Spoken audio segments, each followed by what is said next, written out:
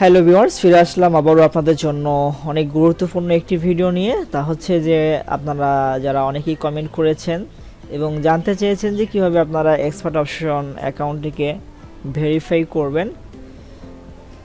তো আজকের এই ভিডিওতে কিন্তু আমি আপনাদেরকে সেটি দেখাতে চলেছি। সো ভিডিওটি না টেনে সম্পূর্ণ দেখতে সাথেই থাকুন। তো আপনারা জিমেইল এবং পাসওয়ার্ড দিয়ে লগ ইন করবেন। করার পরে আপনারা লেফট সাইডে দেখতে পারবেন এখানে কিছু অপশন রয়েছে। তো এখান থেকে দেখতে পাচ্ছেন যে প্রোফাইল নামে একটি অপশন, এখানে একটা ক্লিক করে দিবেন। তো প্রোফাইলে ক্লিক করার সঙ্গে সঙ্গে ঠিক এরকমভাবে আসবে এবং আপনি আপনার প্রোফাইলে যে তথ্যগুলো দিয়েছিলেন সেই তথ্যগুলো এখানে দেখতে পারবেন, যেমন আপনার নাম, মেইল এবং বার্থডে এবং ঠিকানা। তো আপনি সব কিছু আপনার যে ভোটার আইডি কার্ড বা পাসপোর্টে যেভাবে দেওয়া রয়েছে ঠিক সেমভাবে দেওয়ার চেষ্টা করবেন। তো আমরা যদি ভেরিফাই ক্লিক করি তাহলে কিন্তু আমরা দেখতে বললাম যে আমরা ডকুমেন্টে চলে আসলাম। এখানে দেখতে পাচ্ছেন যে উইথড্রল লিমিট। তো আমাদের অ্যাকাউন্টগুলোকে আমরা ভেরিফাই করা ছাড়া কিন্তু সর্বোচ্চ 25,000 টাকা পর্যন্ত উইথড্র করতে পারি।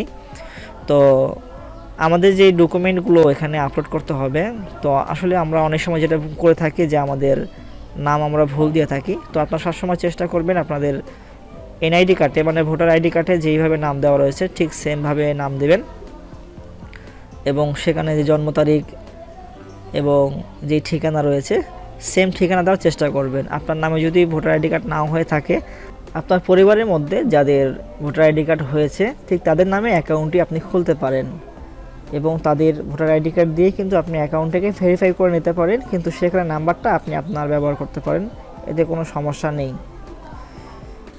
এখানে যদি আপনার কোনো ভুল তথ্য বা ইনফরমেশন থেকে থাকে আর আপনি যদি পরিবর্তন করতে চান এবং এই তথ্যগুলো যদি এখনও ফিল আপ করে না থাকেন, তাহলে কিন্তু প্রোফাইলে ক্লিক করার পরে আপনি দেখতে পাচ্ছেন যে এখানে এডিট প্রোফাইল, এই এডিট প্রোফাইলে ক্লিক করে আপনি আপনার এখান থেকে যাবতীয় তথ্য ইনফরমেশনগুলো আপনি ফিল আপ করে নিতে পারেন, যেমন আপনার সিটি, জিপ কোড এবং স্টেট অ্যাড্রেস, বার্থডে এবং আপনার ইমেইল এবং আপনার মোবাইল নাম্বার।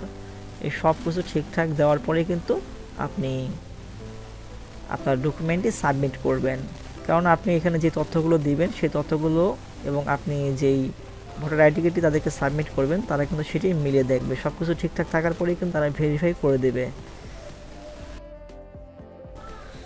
তো সব কিছু দেখার পরে আমরা নেক্সট স্টেপে ক্লিক করব এবং ডকুমেন্টে চলে আসব। তো এখানে দেখতে পাচ্ছেন যে আপনার আইডি কার্ড আর পাসপোর্ট, আমাদের ভোটার আইডি কার্ড এবং পাসপোর্টের মাধ্যমে কিন্তু আমরা আমাদের এই আইডিটাকে অ্যাকাউন্টটাকে ভেরিফাই করব। তো এখানে আপলোড দেখতে পাচ্ছেন, এখানে একটা ক্লিক করে দিবেন। এরপর সিলেক্ট এ ফাইলে ক্লিক করবেন এবং আপনার ডকুমেন্ট যেখানে রয়েছে সেখানে চলে যাবেন এবং আপনার ডকুমেন্ট দুটোকে একসঙ্গে সিলেক্ট করবেন, যেমন ভোটার আইডি কার্ডের সামনের অংশ এবং পিছনের অংশ দুটোকে একসঙ্গে সিলেক্ট করে কিন্তু আপনি আপলোড দেবেন। আর যদি দুটো একসঙ্গে আপলোড দেওয়ার অপশন না পেয়ে থাকেন, না বুঝে থাকেন, না পারেন, তাহলে প্রথমে সামনের অংশটা আপলোড দেবেন, দেওয়ার পরে রিভিউতে চলে যাবে।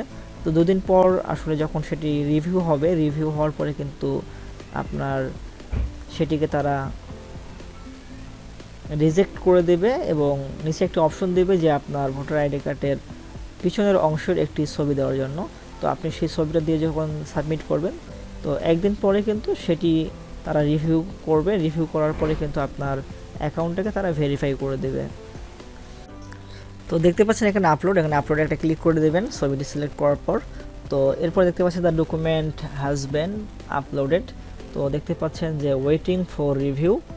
তো আসলে আমাদেরকে এখানে লেখা 1 থেকে 2 দিন সময় লাগতে পারে। তো এই 1 থেকে 2 দিন আপনি একটু অপেক্ষা করবেন।